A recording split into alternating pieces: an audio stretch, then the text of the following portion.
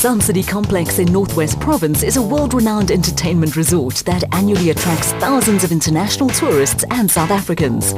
The Rustenburg Valley is also home to the Royal Bafokeng Nation, a vibrant African community where tradition lives hand in hand with modern progress. The Royal Bafokeng Stadium near Rustenburg was a FIFA World Cup soccer venue, and the England team was based at the modern Bafokeng Sports Complex. The Royal Bafokeng Nation is made up of 29 villages and controls some 1,400 square kilometers of land situated on the largest platinum reserve in the world. It is here that one of the toughest events on the South African off-road calendar is run each year. The off-road community converges on the area for the Sun City 400, one of the toughest events in the Absa Off-Road Championship and a highlight of the motorsport year. The Sun City 400 again held a July date on the off-road calendar, and competitors went through the documentation process in freezing cold weather. Because of the FIFA World Cup, there was a 2-month break between the Atlas Copco Sugarbelt 400 in KwaZulu-Natal and the Sun City 400. Competitors and team officials had plenty of gossip and talking points on which to catch up. There were also new teams and new sponsors and an air of expectation in the pits. One of the talking points was the second appearance of the diesel RFS BMW. The car made its debut at the Atlas Copco Sugarbelt 400 in the hands of Chris de Plooy Sr., but this time was to be driven by former South African champion Hannes Grobler. Driving a turbo diesel car was a new experience for him. Yeah, the torque of the car is unbelievable. You know, the biggest thing, you can't rev the car. So you have to change your driving style totally with the car. And it handles differently as well. But I'm looking forward. I think there's a lot in the car, and maybe not tomorrow, but maybe we'll give it a surprise. The only thing I can tell you is if we haven't got problems, we won't come last. The lengthy break for the World Cup gave the Factory 4 team the opportunity to do some development work, with former SA champion Neil Woolridge also in an upbeat mood. I must say the break's been quite nice. We've enjoyed the World Cup. It's been absolutely fantastic. Never in my wildest dreams did I think it would be so great. I'm not a soccer fan, but to see what it's done for the country and just the morale that everyone, it's unbelievable. So it's really been great. But the break's also been nice. We've been able to do a couple of other things, but we've also done a lot of testing on the car.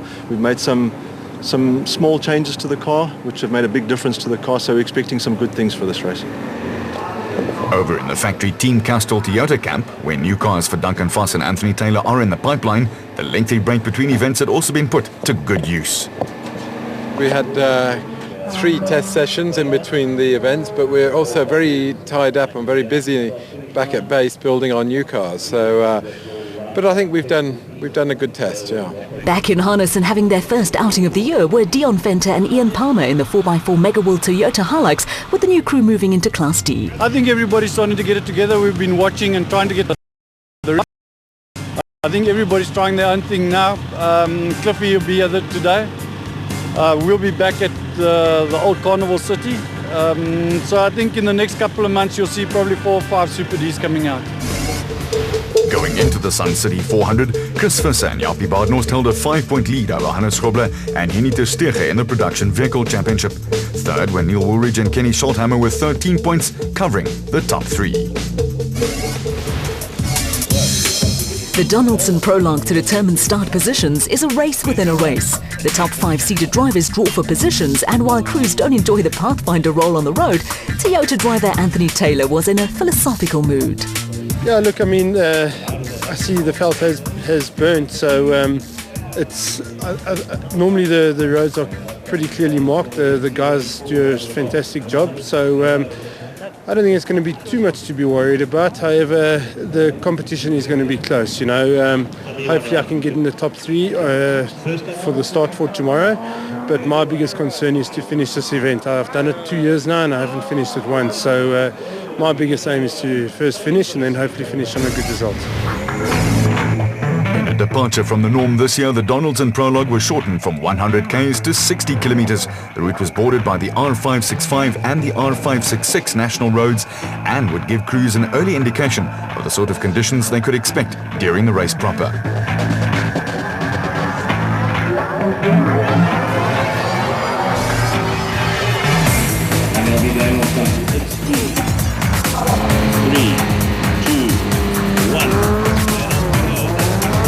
There was still a decided nip in the air with the chilly wind blowing when Anthony Taylor and Robin Houghton led away the production vehicle field on the Donaldson Prologue.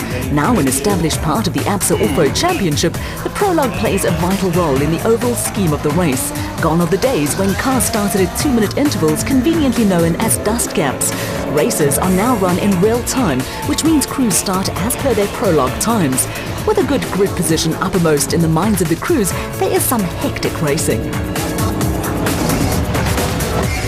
After disappointing results in the last two races, Gary Bertelt and Andre Vermeulen bounced back in emphatic fashion by winning the Prologue in the Atlas Copco Toyota Hilux, ahead of Anthony Taylor and Robin Houghton in the factory Team Castrol Toyota Hilux. There were 11 seconds between the two Toyotas, with third place going to Thomas Rundle and Joan Moore in the Baden Nissan Navara, who also bounced back after two non-finishes in a row.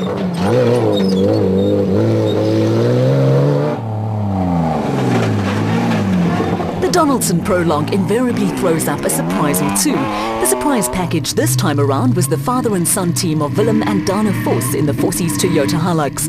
Prior to the Sun City 400, the pair had produced nothing startling by way of results, but this was home ground for the Rustenburg pair, and they took full advantage of local knowledge to set the fourth fastest time. Another crew with nothing to brag about after 3 rounds of the championship were former SA champions Terence Marsh and Bux Carolyn. They set the 5th fastest time in the Regent Racing Nissan Navara, and their weekend was to get better and better. Marsh is Chief Executive Officer of Prime Media and won the SA Championship in a special vehicle before turning to the production category, while Carolyn has won national titles both as a driver and co-driver. It was a timely return to form for the pair. There were pockets of spectators scattered all along the route, with the weather starting to warm up.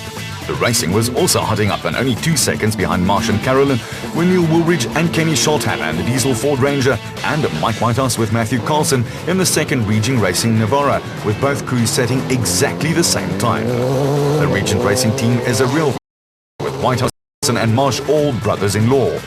Over the last 2 or 3 seasons, Whitehouse and Carlson have also built up an enviable reliability record, and going into the Sun City 400 were one of only 2 crews with a 100% start-finish record in 2010.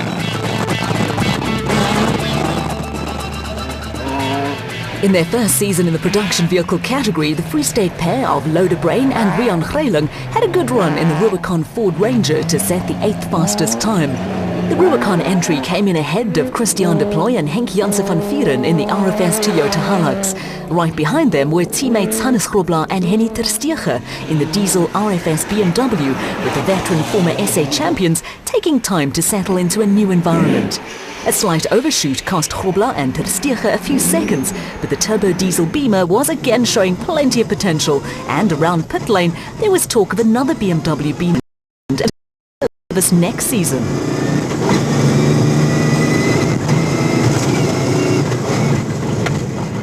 There was another steady run from the second Free State crew in the dependable Kobus van Tonde and son-in-law Freddie Kriel in the Unifreight Ford Ranger, and also going along with no problems were Graham Leaf and Mike Lawrenson in one of the ex-factory Ford Rangers, now running in Transcore livery.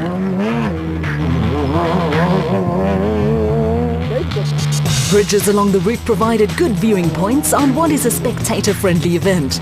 On the road, a third Free State crew in George Barkhuizen and David van Wyk were battling with rear brake problems and were dropping back in the AIM Toyota Hilux. Also way down the pecking order were SA champion Duncan Vos and Rob Howie with the Team Castrol Toyota pair, hit by a couple of punctures, but their woes were to pale into insignificance. Championship leaders Chris Visser and Jaapie Badenhorst arrived at the Sun City 400 with 2 wins already under their belts, and the RFS Toyota Hilux pair were among the pre-race favourites. That all changed when they clipped a small bank and joined the Roly Poly Club.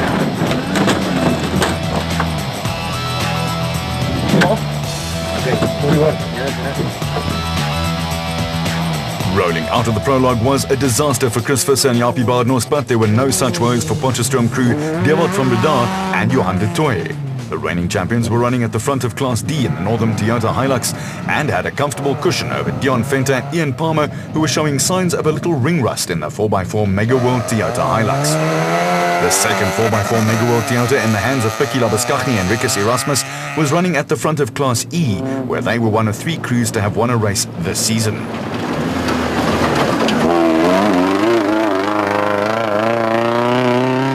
Toyota crew were being shadowed by Adenko 400 winners Gerald Leroux and Willem Pretorius, who were a strong second in the Roacon Ford Ranger.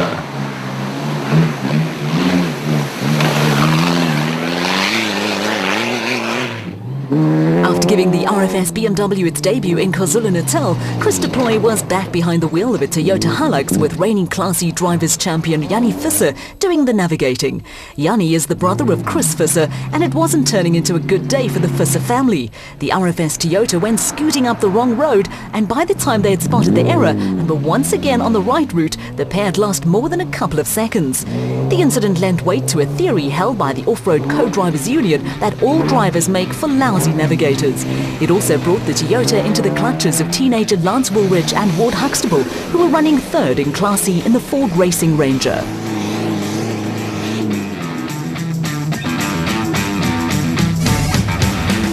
At the end of what was a tough Donaldson prologue, it was time for technical crews to swing into action and get their charges back into A1 condition for the race. For the Atlas Copco team, a maiden pole position put a broad smile on Gary Berthold's face. It has been a long absence. It's our first pole in SP, and nice to be back there, I must say. I feel a great achievement. Going against the factory teams, giving Toyota a run for their money. It's a great feeling, I must say. The South African Off-Road Car Racing Association is a proactive organisation and in conjunction with the Regent Racing team has introduced an initiative to take off-road racing to the sports sponsors. Imperial Motors has close ties with Regent Racing and a number of off-road teams, and Chief Executive Officer Philip Michaud was given VIP treatment at the Sun City 400. We've been indirectly involved for quite a few years, and the guys have done a terrific job. I really think it's, the event, and if you see the stands that are set up here today, you can really see all the hard work that's gone into it, and it's incredibly competitive. That's always the nice part, to see these guys are chasing one another every month when they get together. VIPs get an upfront taste of off-road racing by completing the prologue in a Regent Nissan hardbody driven by pro driving instructor Clint Wesson. Yeah, it's my first experience out there, so I thought I'd give it a test and see what these navigators actually do. I have a newfound experience for them after what we've just been through. I don't think I've been bounced in 57 Ks like that in my life before, but it was great fun. Really terrific stuff. In all forms of motorsport, nothing stands still. There is constant development in terms of machinery, with teams always searching for that little extra that will give them an edge over the opposition. The Sports Valley was a marketing tool to create and maintain awareness in a huge variety of products and services is also exploited, and former South African champions Cully and Quinton Silwald had a new sponsor on board in Elegant Fuel and were hoping to give them a dream start. We hope so. We've done a lot of testing now in this off-season, and with Elegant Fuel coming to the party, a big race for us this weekend. We're going to try and get a good result with the Elegant Fuel bat. There were also new sponsors on view, and computer company Lab cellular phone company HTC, who have linked up with a flamboyant Bevan Berthold and a new bat in Class A in a special vehicle category. Yeah, it's nice to get back into it and commit to it 100%. We had a lovely company, Lab 88 and HTC cell phones come along and help us. And so Lab 88 being a computer company that knew nothing about off-road racing, and yet they did a whole scan to see if it'd be worth it, and they got some very good results from Toyota and Ford and Nissan and that from seeing that you do get coverage. And so obviously the car's fantastic, exciting, a new bat built by Romano and Brandon, and so hopefully we can just keep the sponsors happy and come home and have a good race, After 2 wins this season, former SA champion Shamir Variawa and Siegfried Rousseau were leading the championship. The pair finished second in last year's race and had high hopes this time around. We've had a good start for the year. Sun City is always one of our favourite races. We like to come and race here. It suits our car. We've prepared the car, there was lots of time. So we hope for the best, we're going to give it all we can. After 3 rounds of the championship, Shamir Variawa and Siegfried Rousseau held a 14-point lead in the special vehicle category. Second were Johan van Staden and James Rousseau, who earlier in the season made history by becoming the first Class B crew to win a national event overall. The Special Vehicle Brigade also draw for prologue start positions, with Shamir Variawa quite happy with number 1 on the road. No, I think I was looking forward to getting number 1 for this prologue, because I believe the Buckies are starting first, and I would like to be the first special to start, because I like the terrain, and we know we always go quick here, so I'm happy to be first.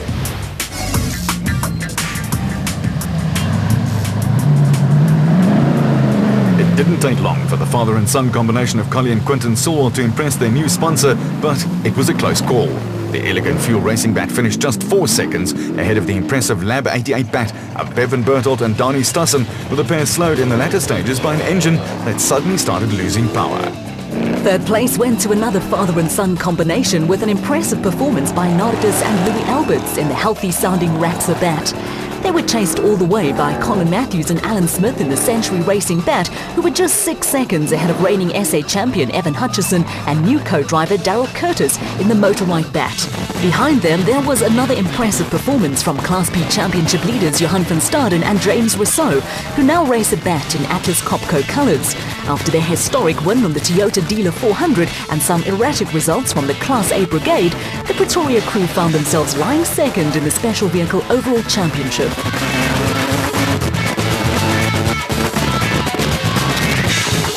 Despite it being mid-July, there were plenty of wet patches along the route, and Van Staden and Rousseau got a good soaking at a water splash. Hot on the heels of the Atlas Copco crew were brothers David and Gary White, who were going well in the Rurikon bat. The White brothers were the meat in an Atlas Copco sandwich, and charging along behind them were Nick Harper and stand-in co-driver Kevin Hume in the Atlas Copco bat running in Class A. Behind Harper and Hume, who was standing in for the injured Ryan Harper, a small overshoot saw an over-enthusiastic Naheem Mosaji and Rayon Barhania lose a little time in the Maxxi's Tyre Rack Porter.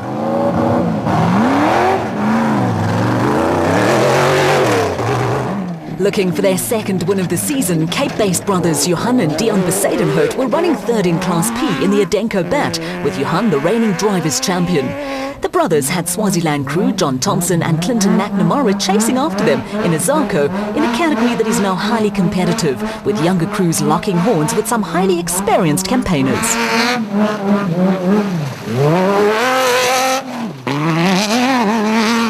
Off-road racing is very much a family-orientated sport, and running at the front of Class B were Benz Besadenhout and daughter-in-law Lindy, who's married to Dion, who was a couple of cars ahead. The father-in-law and daughter-in-law were having their first outing of the season and were leading Class B ahead of veteran driver Kutsia Labuskaghni, a former Blue Bull scrum half, and his daughter Sandra. For the Labuskaghnis, it was also their first outing of 2010.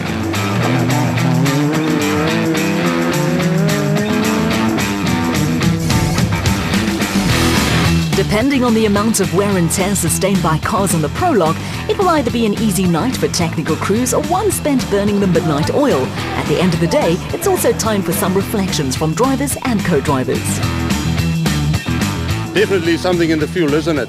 No, we were very happy to do something for the sponsor, to show them that at least their sponsor is worth something. So we're very happy with the results, yes. I enjoyed today's prologue tremendously. It's quite rough, but I could do my coordinates quite well. Me and Bess are a great team, I think. We get along very well, and I think we did quite well today. No moments today. Evan's a very smooth driver. I feel very comfortable with him, and it's just such a relief. There's no big holes and things that you can fall into with a bike. The car suspension is so good, it absorbs everything. So yeah, I feel safe, and I'm really having fun. For some teams, a long day is made even longer if cars have suffered extensive damage on the prologue. Technical crews often work into the wee hours of the morning, but it's all part and parcel of the sport, and another long day lies ahead on the morrow.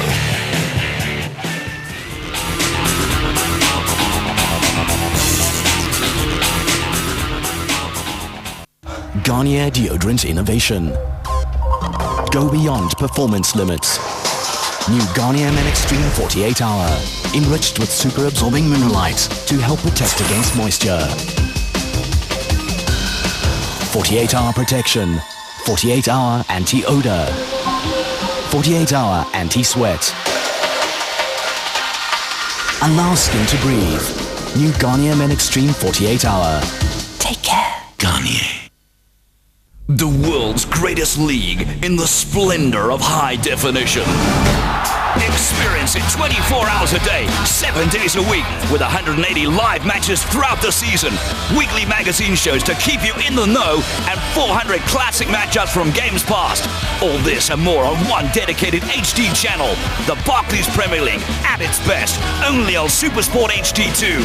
World football lives on Supersport, brought to you by MTN, everywhere you go.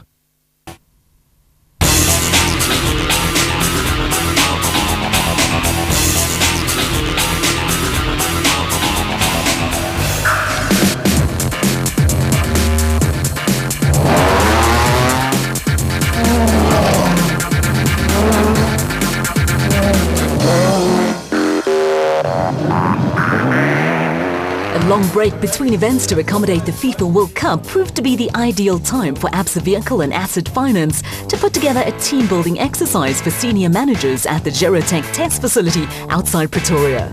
Top teams taking part in the Absa Off-Road Championship made cars and drivers available for the day, with Absa staff members sent to get a close-up look at the world of off-road racing.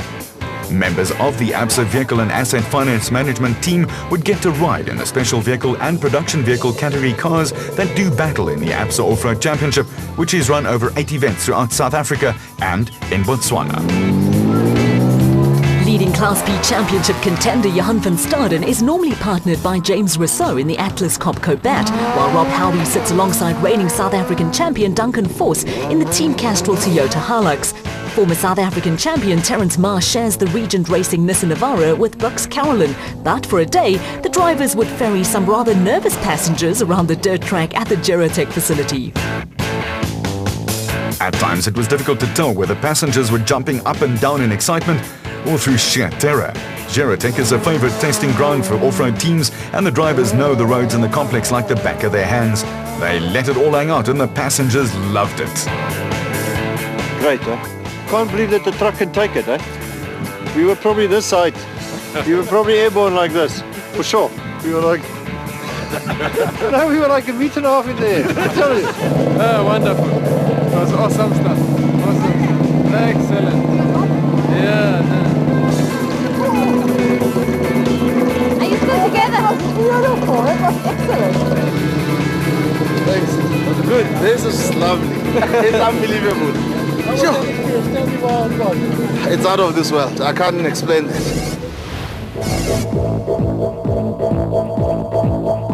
Back to the real thing, and as the start of the Sun City 400 race approached, a quick canvas of leading drivers produced a mixed bag of tactical approaches to the day ahead. It's just got to keep the car on the road. There's lots of lurkers, rocks on the sides. Just got to keep the wheels on the tracks and just take it easy in the first part of the race. Just get the car to the end. Flat out all the way. That's all we're going to do, is just to try and keep it on the road and just go as fast as we can, for as long as we can. Yesterday was beautiful. We had a clean run, so we're very excited. It's the first time the car feels like a real car. A lot of toothing pains last time, but it sorted out. It's very nice. Yes, there's strong competition today. The Class E guys are both strong, and they are just behind us. So we're going to keep our heads close and keep on the way. Plans for today: first loop, keep it safe, keep the pace, and then second loop, we're going to give it all we've got. Yeah, it's just a pity we had a misfortune yesterday, but today we're starting way back, so that's going to be a challenge. The race was made up of 2 loops of the same course, with the first section a twisty route heading towards the villages of Chaneng and Robecha. There was drama at the start, even before Cully and Quinton Silwald set off in the Elegant Fuel Bat. An engine problem forced second place Bevan Bertholt and Donnie Stanson in the Lab 88 Bat to miss the start, but that was not all. The Rapsa Bat of Nardus and Louis Alberts broke down on the start line, with the rest of the field lined up behind the stricken car. The large crowd taking in the excitement and drama of the start were all wrapped up in their winter woolies on another freezing cold morning. Race officials quickly moved in to push the Rapsa Bat out of the way as the rest of the field waited to get underway. Colin Matthews and Alan Smith led what turned into a spectacular charge of heavy machinery as cars blasted off the line at intervals determined by the times they set on the Donaldson prologue.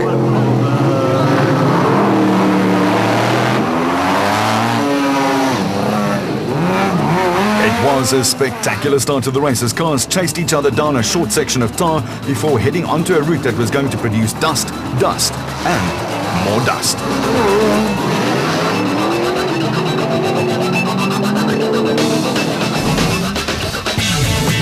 While the rest of the field were heading for the hills with some hectic racing already starting to develop, the Rapsa service crew cut up a lawn sight as they slowly pushed the Order Combat Bat back to the pits.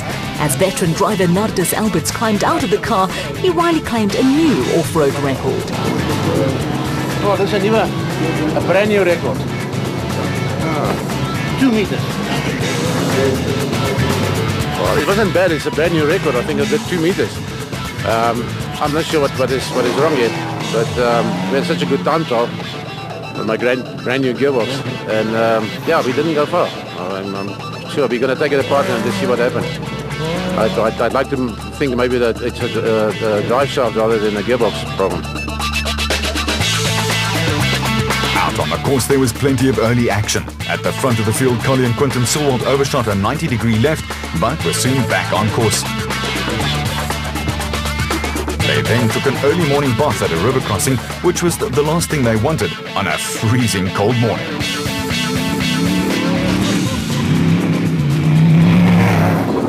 The Silwalds were being chased by the Century Racing bat of Colin Matthews and Alan Smith, with helicopter footage catching some spectacular action from the pair. Matthews and Smith are renowned as chargers, but in recent seasons have suffered from reliability problems that have led to a pretty dismal finish record. There were also early problems for reigning drivers champion Evan Hutchison and off-road motorcycle star Daryl Curtis, who was having his first outing in the Motorrike bat. While Johan van Staden and James Rousseau were making good progress in the Atlas Copco bat, the Motorrike car was slowly grinding to a halt and out of the race. What did you happen? We've just lost power steering, man. Just right here, 2 seconds back. No idea what it is, so we'll jump out and have a look. There was also an early morning bath for David and Gary White, who were sticking to their pre-race plan to push as hard as they could for as long as they could. Nick Harper and Kevin Hume set up spectacular plumes of water as they took their bath, and it took the Atlas Copco bat a few seconds to start firing on all cylinders. Wherever you looked on the course, there was close racing and cold spectators. Team Castrol Toyota pair Anthony Taylor and Robin Houghton had taken the production vehicle lead and were being chased by Naeem Musaji and Rehan Badania in the Maxxis Tyrak Porter. Prologue winners Gary Bertelt and Andre Vermeulen also sent up a spectacular amount of water at the river crossing, but had the luxury of a windscreen and an insulated cab. Behind the Atlas Copco Toyota Hilux, the Baden Nissan Navara of Thomas Rundle and former SA champion Johan Moore was still in third. They were being chased by Terence Marsh and Bux Carolyn, with the Regent Racing crew running into a spot of bother in the thick dust. The Navara stalled, and as Marsh and Carolyn were ready to get underway once more, the Team Ford Racing Ranger of Neil Woolridge and Kenny Schulthammer zipped past in thick dust that severely hampered visibility. Next on the list for Woolridge and Schulthammer were the local pair of Willem and Dana Vos in the Vossies Toyota Hilux. The Vos father and son combination are based in Rustenburg, and fourth on the prologue was by far their best result of the season. The pair didn't take too kindly to being overtaken by the diesel-powered Ford Ranger and set off after the vastly more experienced Woolridge and Schulthammer.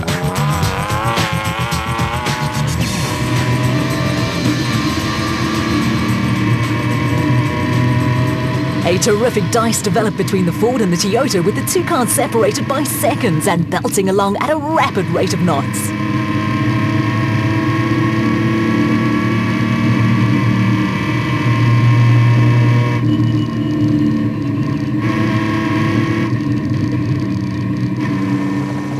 With the helicopter chasing after the two cars, the Ford gradually started to open up a gap on the Toyota, and Woolridge and Schulthammer looked to have won a keen contest with a fast pair, at least in the short term.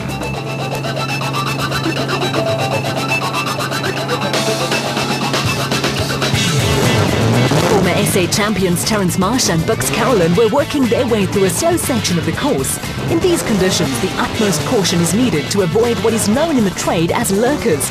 Rocks or tree stumps camouflaged by grass can cause a puncture or rip a wheel off. And one of the secrets of success in off-road racing is to know when to push hard and when to let the brain take over from the foot on the accelerator pedal.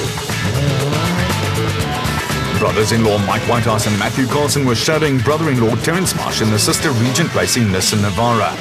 Whitehouse and Carlson were looking at the race from a risk and reward point of view and had decided not to take undue chances.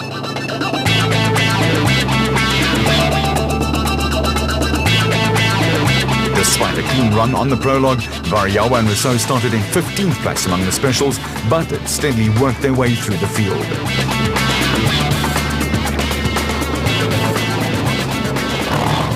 Also making good progress, but still around 7 minutes behind the leaders, were Jimmy Zahos and Pierre Jordan in the Cobalt Racing Porter.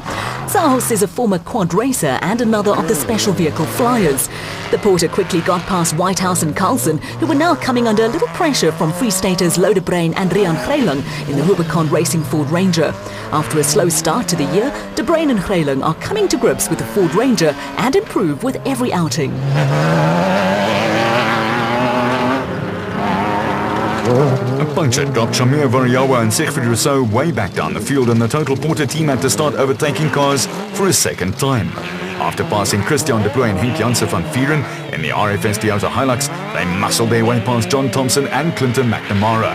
After a high-speed chase through the veld, Variawa and Rousseau then hauled in Whitehouse and Carlson for the second time and set off after Jimmy Zahos and Pierre Jordan in the Cobalt Racing Porter. Variawa and Rousseau were in no mood to take any prisoners and were again skiving through the field. Picking their way through a much slower section of the route were veteran Ernest Corbett and son-in-law Warwick Goosen in a futuristic-looking Century Racing CR2. The pair won Class P last year, but this time around were further down in the pecking order. Behind them, Glenn Gibson and Father Rob in another Class P entry were stranded in a river crossing, with Class D leaders Dion Fenter and Ian Palmer in the 4x4 Megaworld Toyota Hilux easing their way past. The Gibsons were still stationary in midstream when Class E leaders Gerald LaRue and Willem Pretorius also eased their way past in the Rubicon Racing Ford Ranger.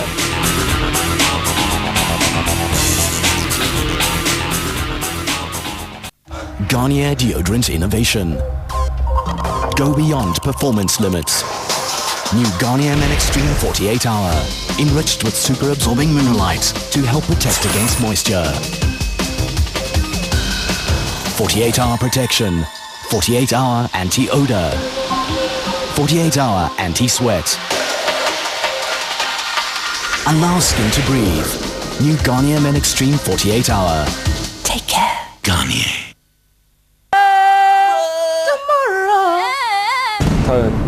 Everybody wants to be a superstar, and almost everybody thinks they can. Shut your mouth, open your heart, baby satisfies me. My job's in danger. More cities, new faces, and special appearances. Maybe this year we'll have 3 winners. 2010's SA Idol gets the biggest prize to date, the beautiful noise that is Idols. Sundays at 5:30, exclusive to Mnet. Idols, brought to you by Outsurance, where you always get something out.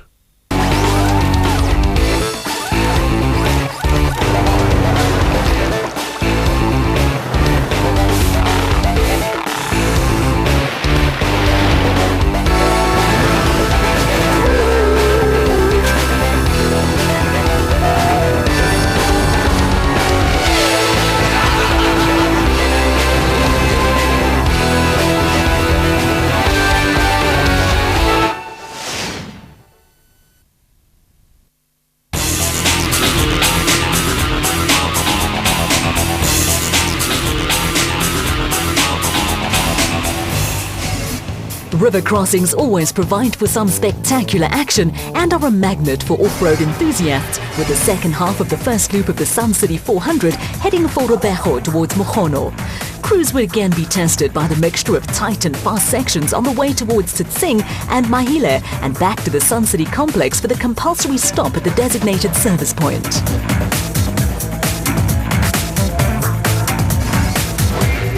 At the front of the field, an exciting battle had developed as Nick Harper and Kevin Hume in the Atlas Copco Bat and Colin Quinton Sewalt in the Elegant Fuel Bat took each other on. Hume, standing in for Ryan Harper, who broke his shoulder in an off-road motorcycle accident, had caught and passed the prologue winners, but only seconds separated the two cars as they headed for the designated service point at the end of the first lap of the race. Anthony Taylor and Robin Houghton were comfortably leading the production vehicle category when disaster struck. A coming together with a Harper-Hume bat saw the Team Castrol Toyota Hilux retire with suspension damage. Still on a charge and up to third in the special vehicle category was Shamir Variawa, who was reveling in the conditions, and Siegfried Rousseau in the Total Porter. Jimmy Zahos and Pierre Jordan were also having a good run in the Cobalt Racing Porter, although tension was starting to surface between driver and co-driver.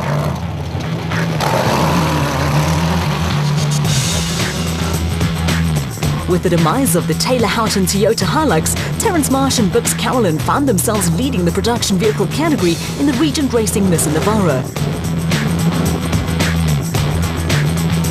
From time to time, the pair were at odds with the roadbook, and when they again strayed from the route, Thomas Rundle and Juan Moore nipped into the lead in the Baden-Nissan Navara.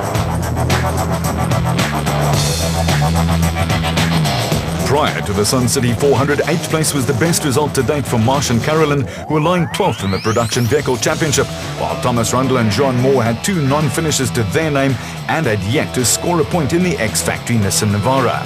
The 2 crews were now fighting for the production vehicle lead, and with only seconds between them, it was game on. It was inevitable that somewhere in the Northwest Bush someone would produce a Vuvuzela, but competing against a horde of internal combustion engines is an unequal contest. It was also a losing battle for Mike Whitehouse and Matthew Carlson, who were passed first by Herman and Richard Suwald in the Suwald Racing SVR, and then by Clint Gibson and Gary Campbell in the Gibson Plant Hire SVR. A broken bolt made steering the Regent Racing Navara difficult, and Whitehouse and Carlson were forced to slow their pace. Although Herman and Richard Suwald were having a clean run with no problems, the Ballabora-based father and son team were making little headway. They were battling in the tight sections of the route and were fighting hard to stay in front of Gibson and Campbell, who'd built up a head of steam and were also carving their way through the field from 21st at the start. There was no way Whitehouse and Carlson could stay with the 2 SVRs, and their main objective was to get to the designated service point without any further mishap.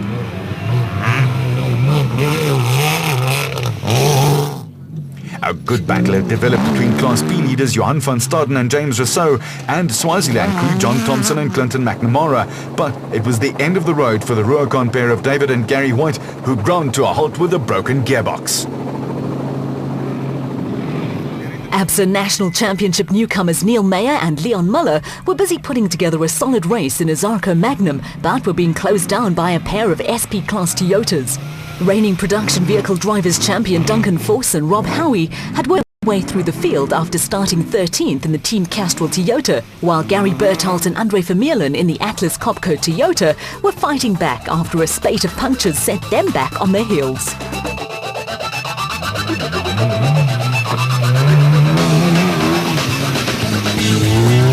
Although they had slipped back a place or two, the Rustenburg-based father and son team of Willem and Dana Vos were putting together by far their best race of the season, but came to a temporary halt when the Fossies Toyota Hilux picked up a puncture.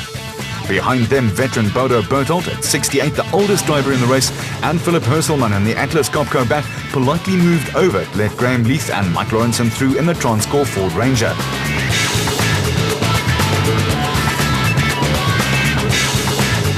Changing wheel on an off-road vehicle in the middle of nowhere is not a simple process, but for Willem and Dana Vos, worse was to come.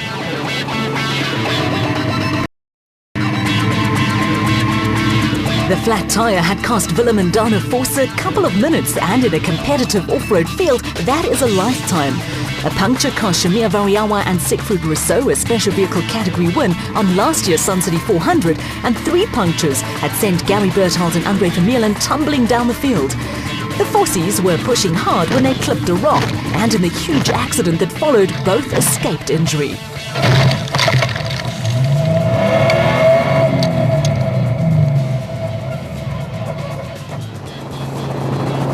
There was a far less dramatic end to the race for Hannes Grobler and Henny ter Steege. The diesel RFS BMW developed an oil leak, and rather than risk a blown motor, the experienced pair decided to call it a day. The Beamer again showed potential, but discretion is the better part of valor. There were no such problems though for teammates Christian de Plooy and Henk Janssen van Vieren, who were making good progress in the RFS Toyota Hilux with 2 punctures their only problems.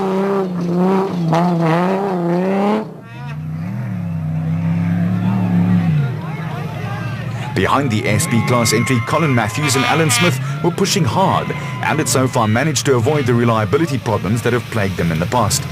Punctures had also ruined the day for Neil Woolridge and Kenny Scholthammer in the diesel-powered Ford Racing Ranger, and they were also forced into playing the catch-up game.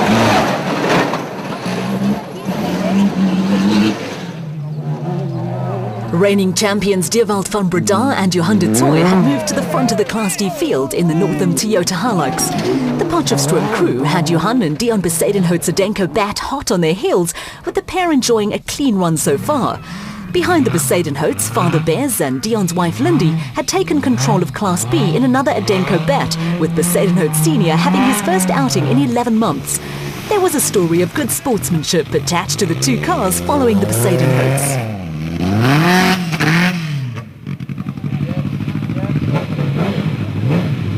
When Louw de Bruin and Rian Kruiling beached the Rubicon Ford Ranger on a sandbank, Unified Ford crew Cobus van Tonder and Freddie Kriel stopped and hauled them back onto the road. The time lost helping their fellow Free Staters back into the race left van Tonder and Kriel under attack from Marius and Yolanda Fourie in one of the early spec bats.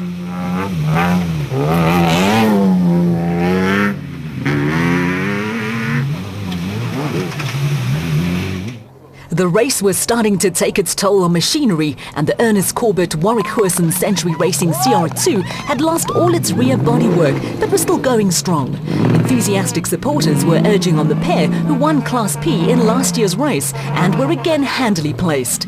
Not far behind the Century Racing pair, brothers Brett and Steve Parker had moved ahead of Class E leaders Gerald Leroux and Willem Pretorius in the Rubicon Ford Ranger.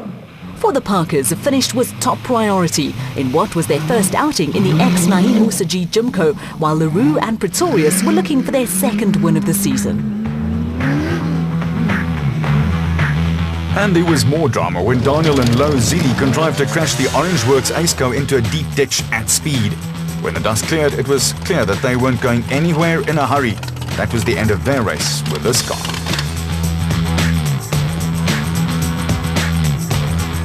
The incident provided local spectators at a bridge crossing with a talking point, with the Aceco well and truly buried in sand and bush when Lance Woolridge and Ward Huxtable cruised past in the Ford Racing Ranger. The KZN crew were lying second in Class E and had so far enjoyed a clean run. For the Zilis, bruised egos and an Aceco with a rearranged front suspension added up to a day to rather forget.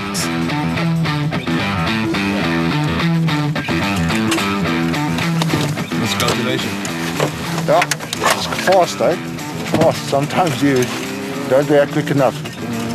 But we're all right. The first car to arrive at the designated service point back at the Sun City complex was the elegant fuel bat of former SA champions Karl Heinz and Quinton Silwald. As crews streamed into the pits, everyone had the same tale to tell. It was a tough race. We're enjoying it, it's lovely, and the guys are pressurizing all the time from the back. We expect them to come in soon, so there's a lot of pressure on us today. It's going great. We had 23rd this morning. We knew we had to put the pressure on. We drove as hard as we can. Eventually passing a lot of guys, overtaking a lot of guys, but the guys are not giving way. So there's a bit of a problem there, but nevertheless, I guess we'll see what happens in the last stage. Very tough, very tough. Yeah, but we keep going and hopefully we can pick up a couple more. I'm second, I think, at the moment. The P-class coming in, P22 is for me. But going good. I think the second loop will be better because now I know what to expect. Yeah, we've had some big racing out there, big racing. Bumper cars, we've had everything. But it's tough. I mean, finishing is going to be big, yeah. And there's a lot of casualties and a lot of dust. And it's going magic with my new nav. Dusty. Dusty. And we've had 2 flats. We haven't hit anything, but we've had 2 flats. But otherwise, maybe to catch up. Hey, it's so dusty. You can't believe this morning really battling in the dust. And we're battling with the screamers for some reason, but we're pushing on. 2 punctures, which has slowed us down, and yeah, we've got another lap to go, so let's see what happens. Now, the water is not so bad. The dust is bad. We took off very close to each other. So we're out of brakes, so we struggled a little bit for the last about 50 k's. It's a rough road. Shaking. We're having a great race. We managed to catch and pass the guys early on, but I made a navigational error about 60 k's back. And the Rubicon guys got past us. At the designated service point, the first 6 cars on the road were special vehicles, with Marsh and Carolyn leading the production vehicles ahead of Rundle Moore and the Bertolt Vermeulen combinations.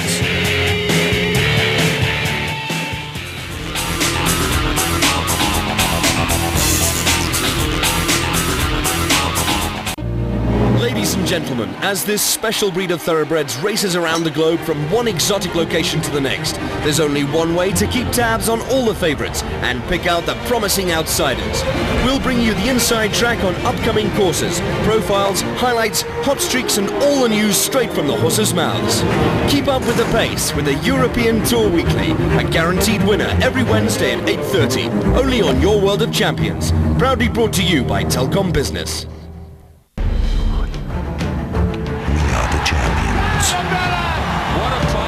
So they'll do anything to get the title back. But when they face an opponent that knows every aspect of their game, there's no room for weakness. And the Vodacom Tri-Nations continues when Australia take on New Zealand, exclusively live on Supersport. Proudly brought to you by Vodacom, the greatest supporter of Player 23.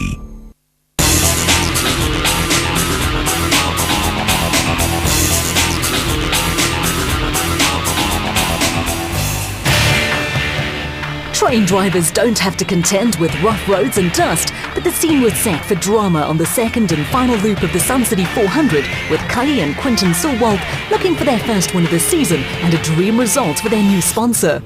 The Elegant Fuel bat was sounding healthy, but on a route that was typical of this race, there was pressure in the form of Shamir Variawa and Siegfried Rousseau, who had taken the total porter from the 15th at the start, second in the special vehicle category.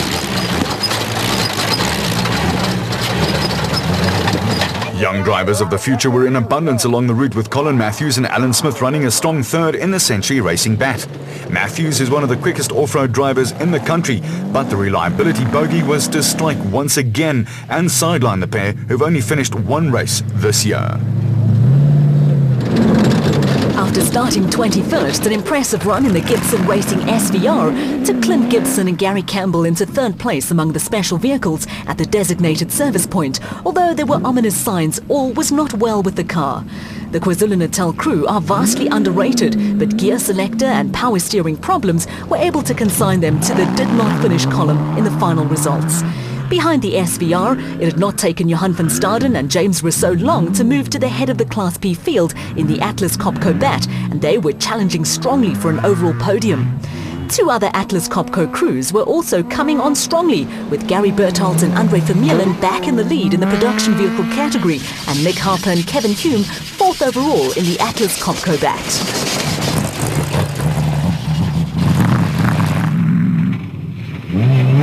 The Regent Racing Navara of Terence Marsh and Bucks Carolyn was now around 20 seconds behind the Bertholdt Formeron Toyota, with Thomas Rundle and Joan Moore a menacing third in the Baden Nissan Navara. In an unusual but perfectly legal development, Jimmy Zars decided at the designated service point to dispense with the services of co-driver Pierre Jordan. He was now on his own in the Cobalt Porter and was being chased by Kobus van Tonde and Freddie Kriel in an outstanding performance in the Unifreight Ford Ranger. In turn, the Unifreight car was coming under pressure from the Team Castrol Toyota Hilux of Duncan Foss and Rob Howie.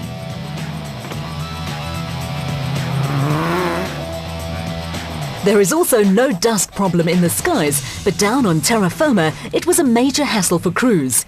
It had not been a happy day for former champions Neil Woolridge and Kenny Scholthammer in the factory Ford Ranger TDCI, but the pair were on track to score valuable championship points. Valuable points were also on offer for Christian Deploy and Henk Janse van Vieren in the RFS Toyota Hilux, while running with back brakes only at Drop Swaziland crew John Thompson and Clinton McNamara into second place in Class P after an impressive performance. While this youngster looked as though he would be more at home on a motorcycle, Chris Visser and Jaapie Badenhorst also turned in an outstanding display in the RFS Toyota Hilux. After rolling in the prologue and starting at the back of the field, they were into the top 10 and also chasing valuable points. For the second year running, Ernest Corbett and Warwick Goosen were heading for a Class P podium finish in the Century Racing CR2, and it opened up a big gap over Archie Rutherford and former Springbok water polo player Craig Doubtfire in the Regent Racing Jimco. It had not been an easy race for the Regent crew, who were hit by a puncture and had to replace a ball joint at the designated service point. Going into the Sun City race, Rutherford and Doubtfire were second in the Class P Championship, and points for fourth place with their title hopes caused no harm. By now, Bez Besaidnout and daughter-in-law Lindy were the only survivors in Class B and were cruising along in the Adenko bat. Behind them, Lance Woolridge and Ward Huxtable had moved into the front of the Class E field in the Ford Factory Ranger and had a foot in the door for their second win this season. A steady drive had also taken the Fenta Palmer 4x4 Megaworld Toyota Hilux into the Class D league. With the race now entering its closing stages, Cully and Quinton Silwald had a tight grip on proceedings. The father and son team had a lead of slightly more than a minute, but more importantly, Shamir Variawa and Siegfried Rousseau had decided to stop chasing the leaders and concentrate instead on consolidating their championship lead. The team total pair figured pushing for a win too risky on a treacherous route and were happy to settle for second. After a disappointing debut for the Atlas Copco team on the Atlas Copco Sugarbelt 400, the impressive Johan van Staden and James Rousseau were back in business. Third overall and first in Class B was another tremendous performance from the Pretoria crew, who were 27 seconds ahead of teammates Nick Harper and Kevin Hume, who grabbed the last podium place in Class A.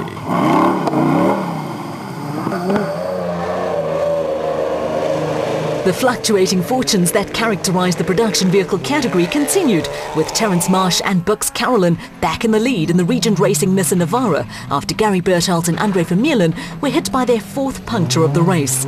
The Atlas Copco pair were up and down the field like a yo-yo, but had also bounced back after a disappointing Atlas Copco Sugarbelt 400. The final podium place went to Thomas Rundle and Jean Moore, who finally produced the goods in the ex-Duncan Foss championship-winning Baden Nissan Navara.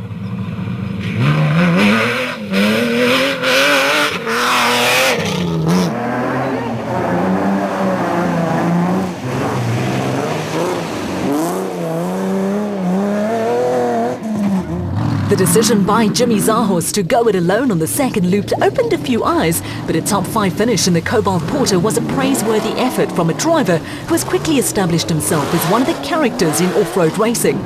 Fifth in the production vehicle category was also a praiseworthy effort from Cobus van Tonder and Freddie Creel in the slightly battered Unifreight Ford Ranger. Second in the highly competitive Class B was just reward for a gutsy showing from Don Thompson and Clinton McNamara. The Swaziland pair will be a threat over the rest of the season, and there are now half a dozen crews in Class B with winning potential. There was an equally spirited showing from Chris de Plooy and Henk Janssen van Vieren in an RFS Toyota Hilux that was missing a few body panels. A slight overheating problem and a couple of punctures were the only factors spicing up the Pretoria crew's day.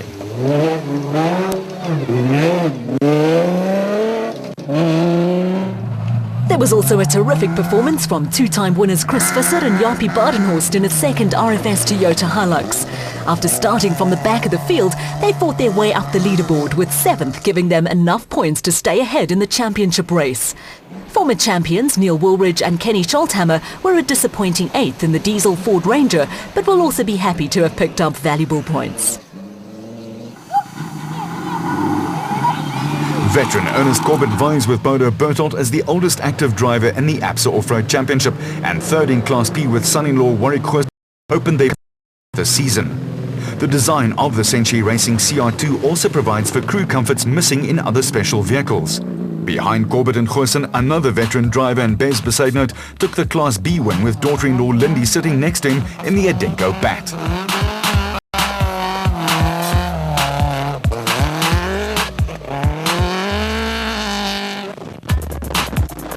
The Regent Racing Jimco, in the hands of Archie Rutherford and Craig Doubtfire, finished strongly, with 4th place in Class P, providing them with useful championship points.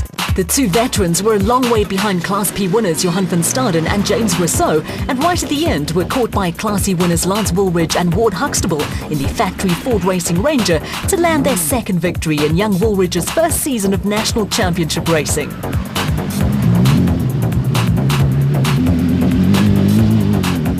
In the Battle of the Fords, the Rubicon Racing Ford Ranger of Gerald Leroux and Willem Pretorius was a solid second in Class E.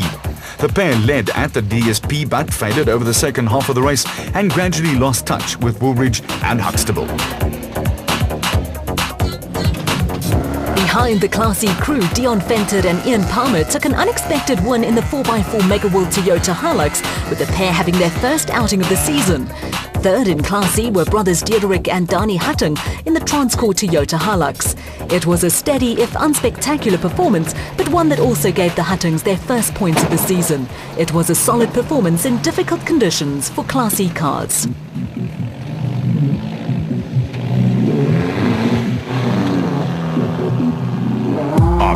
Class D at the halfway mark of the race, reigning champions Dewald van Breda and Johan de Tooy were hit by brake problems over the second half of the race.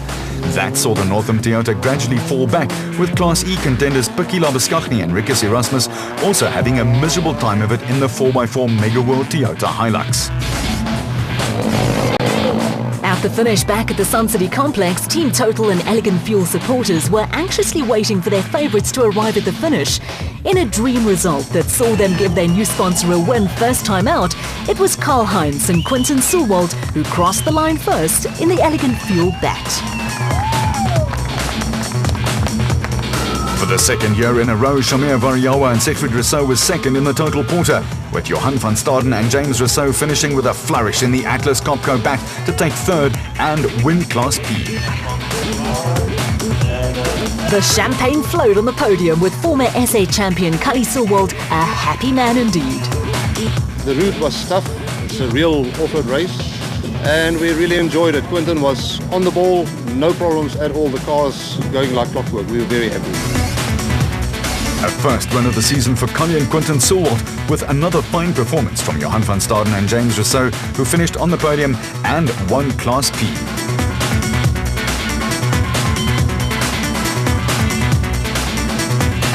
There was also plenty of expectation among team supporters as everyone waited for the first production vehicle to reach the finish.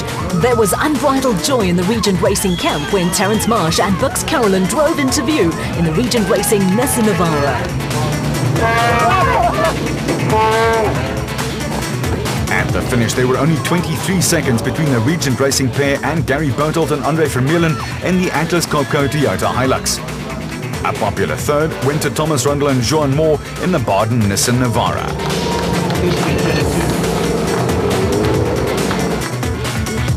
Victory rocketed Terence Marsh and Bux Carolyn up the championship table and gave privateer teams a third win in 4 races in the ABSA Championship.